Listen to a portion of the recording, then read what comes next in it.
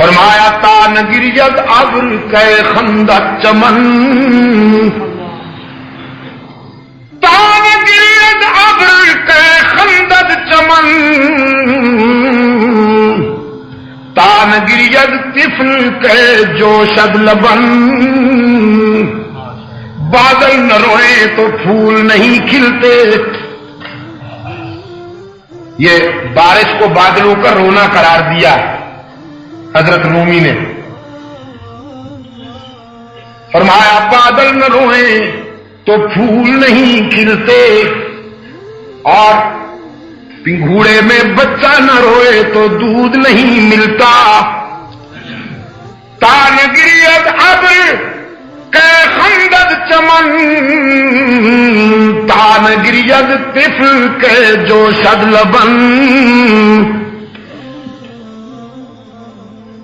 پھر وہ واقعہ بیان کیا ایک ہی شعر میں مولانا جلال الدین رومی نے کہ تان گریت کودک حلوہ فروش، رحمت حق ہم نمی آیت بجوش.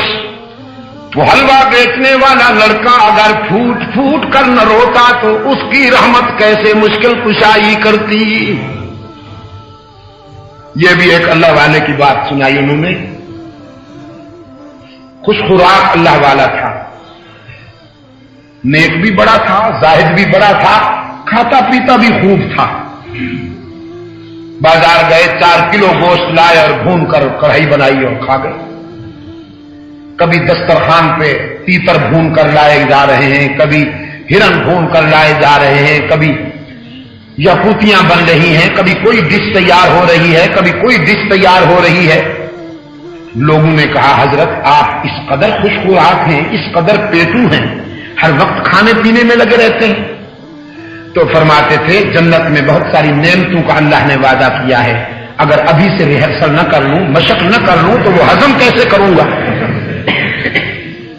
تعویل کے تو بادشاہ ہوتے ہیں.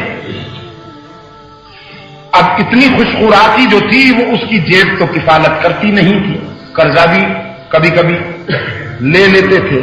محلے والوں کے مقروض اکثر رہتے تھے. حضرت کی طبیعت خراب ہو گئی، بیمار ہو گئے.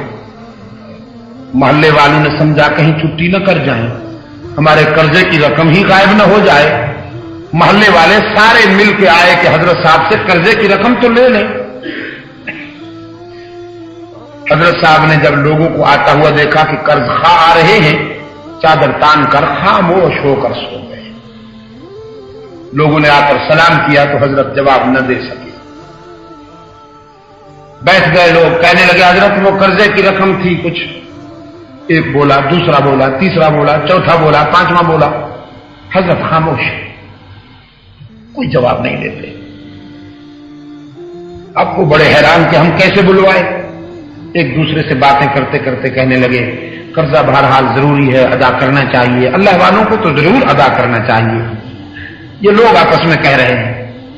حضور اکرم صلی اللہ علیہ وسلم کا ارشاد ہے، حدیث میں آیا ہے کہ اگر قرضے کی رقم کوئی دے کے نہیں جائے گا تو اس کی نیکیاں ساری کی ساری قرض خواہ کو دے دی جائیں گی، اس کا علم بھی قرض خواہ کو دے دیا جائے گا اور وہ حشر میں مفلس بن کر اٹھے گا. لیکن حضرت پہ ان باتوں کا کوئی اثر نہیں، خاموش سوئے ہوئے.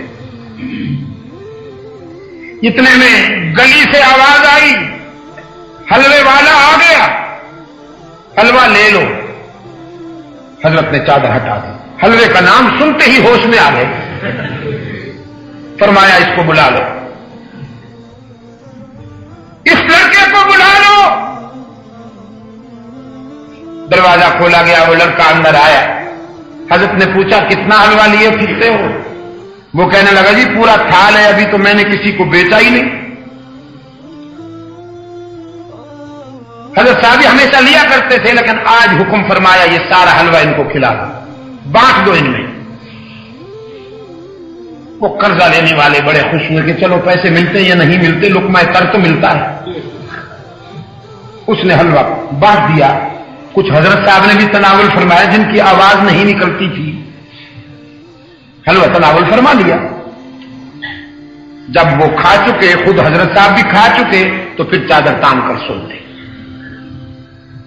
وہ لڑکا کچھ دیر کھڑا رہا، پھر آہستہ سے کہنے لگا جی وہ پیسے، جواب نہ دار۔ پھر اونچی آواز سے ذرا کہا حضرت وہ پیسے۔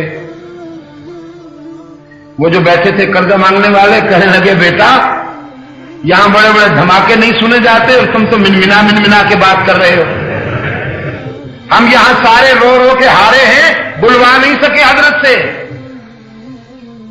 اور تم آہستہ آہستہ سے بولتے ہو، تمہارا خیال ہے تمہیں جواب مل جائے گا، جاؤ صبر کرو، تم حلوے کو رو، ہم قرضے کو روئیں گے۔ لڑکے نے 1 مرتبہ کہا، 2 مرتبہ کہا، 3 مرتبہ کہا، 4 5 مرتبہ کہا، پھر رونے لگا مجھے ماں مارے گی، مجھے باپ مارے گا، میں یہی حلوہ بیچتا ہوں، ہماری دال روٹی بنتی ہے، شام کو پیسے لے جاتا ہوں گھر میں، آج جب خالی جاؤں گا تو مار پڑے گی مجھے۔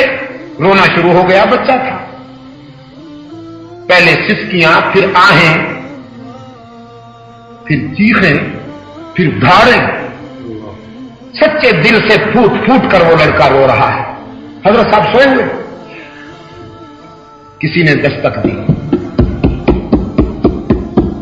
دروازہ کھولا گیا تو ایک شخص روپوں سے بھرا ہوا ٹرے لے کر کھڑا ہوا ہے، آ کے کہنے لگا حضرت یہ قبول فرمائیے، ہدیہ لایا ہوں آپ کے لیے، آپ جہاں چاہیں اسے خرچ کر دیں، یہ آپ کے لیے۔ حضرت اٹھے، روپوں کا ٹرے لیا، قرضے والوں کو قرضہ ادا کیا، اس لڑکے کو حلوے کے پیسے دیے اور خوش و خرم بیٹھ گئے، جو بچ گئے تھے وہ اپنی جیب میں ڈال لی۔ قرضہ لینے والے کہنے لگے حضرت یہی بٹن پہلے دبا لیا ہوتا، نہ ہم روتے نہ یہ روتا، اتنی بےقراری کے بعد آپ نے یہ آدمی کو بلایا ہے، پہلے ہی بلا لینا تھا۔ فرمانے لگے میرے اختیار میں ہوتا تو میں پہلے ہی بلا لیتا، میں نے نہیں بلایا ہے۔ اصل بات یہ ہے کہ تم جب قرضہ مانگنے کے لیے میرے پاس آئے تو جیب میں تو میرے تھا کچھ نہیں، اور اللہ سے مانگنے کا سلیقہ نہ مجھے آتا تھا نہ تمہیں آتا تھا۔ میں نے تم میں سے دیکھا کہ کوئی رونے والا ہے، لیکن تم تو ایک سے ایک بڑھ کر خوراک نظر آ رہے تھے، مجھے رونے والا کوئی نظر نہیں آیا۔ تو پھر جب میں نے اس بچے کی آواز سنی تو پھر میں نے یہی ترکیب سوچی کہ اس سے حلوہ لے لیا جائے، جب پیسے نہیں ملیں گے تو یہ روئے گا، اس کے رونے پہ اللہ کی رحمت جوش میں آئے گی تو ہماری مشکل حل ہو جائے گی۔ اس بچے کے رونے کی وجہ سے اس کی رحمت جوش میں آئی ہے، میری مشکل بھی حل کر دی ہے اس نے، اور تمہاری مشکل بھی اللہ نے حل فرما دی ہے۔ کبھی رونے والے کے آنسو رائے گاہ نہیں جاتے، پشاور کے روشن ضمیر ہو، اللہ کے در پہ کبھی رو کے تو دیکھو۔